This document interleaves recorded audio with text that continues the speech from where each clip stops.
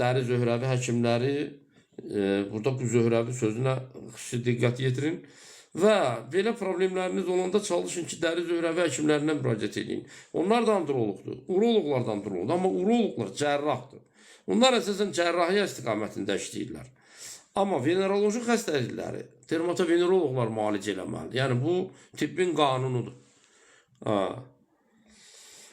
Və burada nəyə insanların fikrini yönəltmək istəyirəm ki, yəni ruhdan düşməyin, belə deyək də, insanlar belə görsən özünə qapılır, gələn xəstələr də məsələn, deyir ki, mən daha sağalmayacağım, bu mümkün olan şeydir.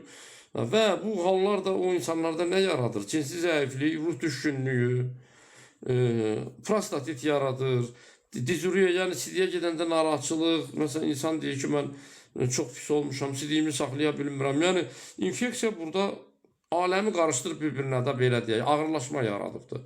Və bu adam da canını qutara bilmirdi. En qədər də antibiotik içib, bağırsaqlar da pis gündədir. Yəni, antibiotik içməkdən konkret bu adamın bağırsağı sıradan çıxıb. Bax, belə insanlar gəlir ki, məcbur olursan əvvəlcə onun bağırsağını müalicə etsin. Çünki o adama mən durub antibiotik verəmmərəm, onun bağırsağı pis gündədir. Ona görə belə məsələlərdə ehtiyatlı olun. Belə vəziyyətlərdə sizə dərhal antibiotik təklif olunanda biraz fikirləşin. Biraz götür-qoy eləyin, başqa həkimlərlə məsləhətləşin. Dərhal antibiotika başlamaq xroniki cinsi infeksiyalardan məsləhət deyil. Birinci, orqanizm buna hazırlanmalıdır.